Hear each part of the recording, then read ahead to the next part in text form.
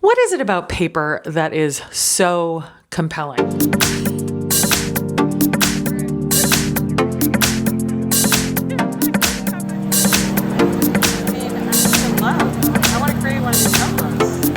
I found myself at two different events this last couple of weeks. One was the Stationery Fest in Brooklyn, happened down in Industry City, and two was Zine Fest up here in Kingston, New York. And these were incredible events filled with so much energy and so much excitement and so much low-tech goodness that it just got me thinking, like, what is it about these paper products, pens, stickers, stationery, and yes, zines and art books that make people feel so connected to each other and honestly to themselves? I am going to break it down for you. I thought about a handful of reasons why paper continues to be so compelling.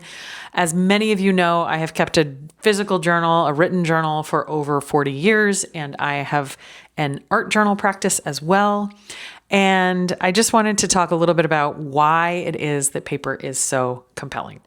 So the first reason that I think the paper things are so fantastic. When you sit down with a journal, when you sit down with your favorite pen, when you find something that writes really beautifully, smoothly, and wonderfully, there is a component of that that is basically making ideas that have so far lived in your head visible. It's making something intangible concrete. This is the thing that I come back to again and again, and why I love to sit down with a notebook. Even for my regular job for years and years, I kept a very specific work notebook where I would take many, many notes every single meeting. And I also drew lots of diagrams and did lots of thinking on paper for my job. And now that I am working for myself doing things like this, I am finding that it is the same. And actually even more freeing because I'm making diagrams of things that I am dreaming up myself, which is really, really fun. So I think that idea of taking the abstract and making it very concrete in a visible way and building that record in a notebook, which then you have forever, is particularly satisfying. So then the next one, when you are working in paper, when you're working in a journal or you're writing a letter or you're doing something like that, or you're picking up stationery, participating in those kinds of activities, it really forces you to think. When you sit down and you want to write for 10 minutes, even if it's just 10 minutes and not an hour, keep it reasonable, people. I know you're busy. I know we all are. When you sit down to write for 10 minutes, it really forces you to figure out what you think. And I think there's a real value in that. And I know that sounds kind of obvious, but it's not. I mean, a lot of people go through life not really knowing how they think about things, or worse, they let other people tell them how to think about things. Like, a lot of people take their news from TikTok and haven't really thought it through. Your perspective might change. It might be a little bit different than if you're just taking direction from the latest person who is yelling the loudest on social media. Okay, the next one is the satisfaction of the tactile experience. The sound of the pen on paper, the scratchiness of a pencil, the fluttering of a book page flipping over or multiple pages flipping over, the weight of a book landing on a table or a journal shutting. These are all incredibly satisfying tactile experiences. It's addictive. It's something that I think people would miss if we didn't have it. Look at vinyl, the way that vinyl has come back into the world, despite the fact that anybody can get any song almost ever created on Spotify. There is still such a value in the album with the album notes and the lyrics and the art in a bigger form. All of that stuff makes a big difference and slows down our bodies and slows down our rhythms to really appreciate and focus. The next reason is I think that there's value in the imperfect. I think that imperfect marks are deeply human. We are going to come into a stage of life in our world where we start to value the imperfect even more than the perfect. At this point, anybody can manufacture something perfectly orchestrated with no misspellings and perfect pagination and all that sort of stuff if you just go into ChatGPT and it'll generate your presentation or your slides in 10 minutes. There is something about the imperfect marks of a journal or a letter or a drawing by somebody who is deeply human, where there may be crossouts, there may be arrows to show the different thinking, there may be misspelling. All of those things, to me, signify something that we like to come back to, that we will honestly be more attracted to in the future, because it is such clear evidence that we are real. And this may be an unpopular thing to say. And, listen, wherever you are on your AI journey, I wish you well. Great article, by the way, in the Times about why Gen Xers, I am a Gen Xer, if you did not know that, are actually allowed to use AI. And the reason we're allowed to use AI is because we have already developed how we think. And this goes back to one of my earlier points, where when you keep a journal for 40 years, you have really a pretty good handle on what is your idea versus what is somebody else or something else manufactured. So I think that's a really, really interesting take on this whole AI thing. Anyway, just think about that and maybe think about keeping track of your own thoughts for a while, so that when you are going to be using some AI, you're also holding it accountable. You're able to sort of discern what is your unique perspective versus what is being spoon-fed to you from some kind of algorithm, which may not be the best thing for what you need. If you are searching for unique thought, I recommend getting back to that paper that we talked about. Okay, that was all about the freedom of imperfect marks. How did we land at AI? I don't know. Anyway, put your comments down below. I feel like this is a fascinating topic.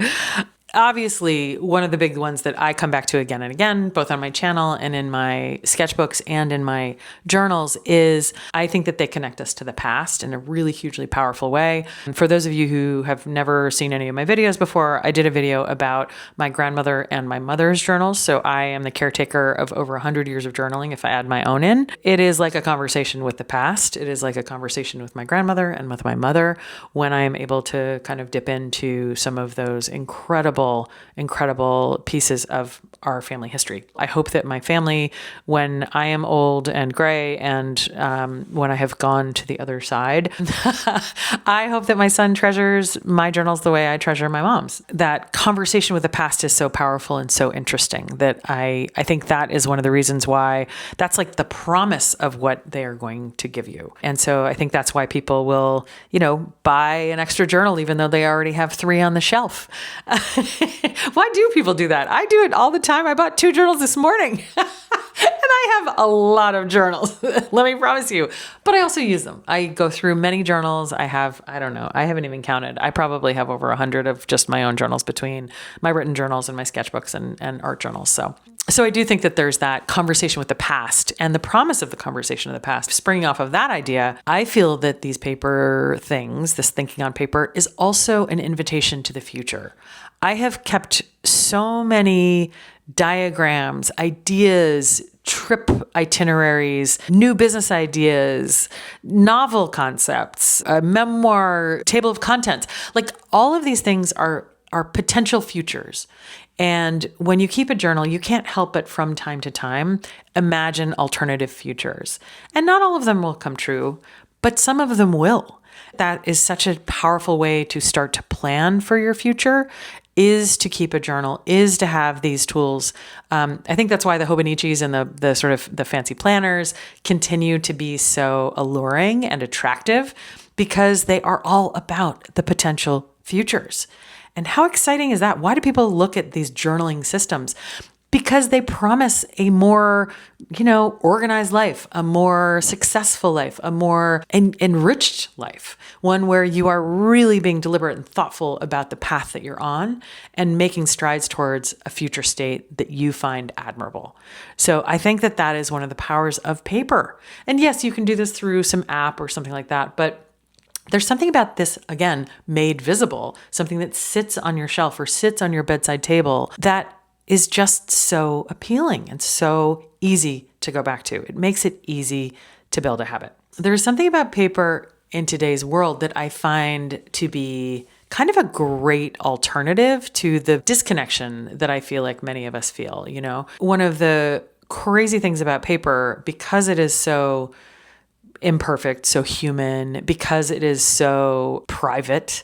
It's really just for you and, you sitting at a desk. And I know there's some people with some nosy family members, and I'm really sorry about that. But generally speaking, you're talking about a unit of one in terms of people kind of receiving and exploring this information. It is not something that's going out to social media, to thousands of people, really meant for you and for your eyes only. And that's the opposite of the internet, where when you're posting things on your LinkedIn or you're posting something on Facebook, you don't even know who's looking at that. That's like just this massive, who knows? It's like beyond the realm of like recognizable. It doesn't make sense. Doing this just for you is really the opposite of that digital experience. That it's important for us, for our health and well-being, to continue to do things that are just for us. Because if we're doing everything for our sort of, outward avatar, it just doesn't feel like it's real. And that's where I think that this sort of real life experience with physical goods can be so important and rewarding. Okay, so rounding it out, the final piece, which is a little bit counterintuitive given what I just talked about with privacy and what happens between you and yourself in your journal or your planner, or writing a letter to maybe one friend, there is a tremendous community when it comes to journaling and stationery and definitely with zines. Zines are really incredible tools for building community. And this was something that I saw firsthand at the Kingston Zine Fest. It was just such a great community vibe. People were so open. They were willing to share what they were working on. There were several places where they were asking for me to submit content for some of the zines coming up. Keep an eye out. I'll let you know if I do that. And so it's an interesting way that there is a bridge from the private of writing in a journal by yourself to the community level, which I've found certainly here on this channel. And I definitely saw in action at the Stationery Show as well as at the Zine Fest. It was super, super fun. Okay, so all of this is to say that I found some very empathetic souls at both of these events. Who else is going to stand in line for 45 minutes for a particular sticker? It's kind of incredible. You end up talking to the people in line, you have a great time. The Zine Fest for me was particularly interesting because I am about to, and you're going to hear it here, this is a big announcement, I am about to put out my first zine. It will be ready in September. It is a practical guide to filling your notebook, which is a sort of a spinoff of my Fill Your Notebook With Me live stream series that I did over the summer. This will feature all of the prompts from the 28-day creativity reset that I hosted back in July. It's going to be a really great little guide, and I'm going to add some things to it. So it's not just the reset stuff. I'm going to add, I think, 5 additional prompts, as well as some resources and supplies that I've been thinking about adding, and a couple of additional essays and notes for folks who have never journaled or kept an art journal. And to be clear, this is something that could be a resource for people who are interested in just writing, and it's also a great resource for people who are interested in making art in their journals. So you can just do the written prompts, or you can just do the art prompts, or you can do both, or you can pick the day and do whatever you feel like. It's meant to be a very helpful resource for people who have repeatedly said, I don't know what to write about. Give me some guidance. And so this is kind of what the thinking with this is. I will end with a quick walkthrough of some of the amazing stuff I picked up at both of those events, just because I know some folks are really interested in some of the details. So I'm going to flip over to that. Now it's going to be my overhead camera, and I will put links below to all of the things that I am talking about, or at least those that I'm able to find links for. Some of them I don't know if I can find links, but I'll do my best.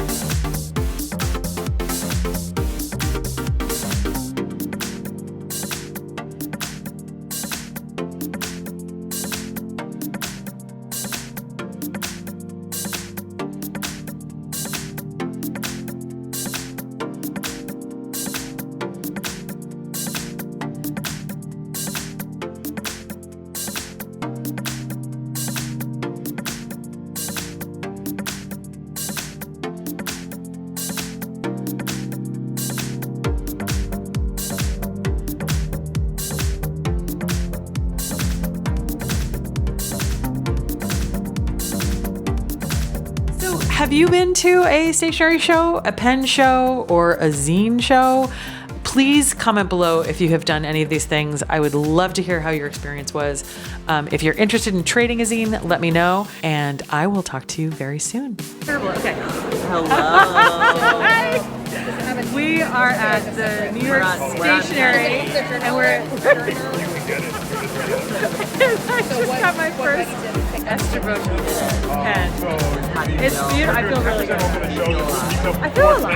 It's kind of exhilarating. I got a foodie nib. You're gonna get another pen. And I don't think I can resist. Let's go look at the cherry blossoms. Come on. Let's look at this. And there it is. Well, New York Pen Show. Here. We're in Japan.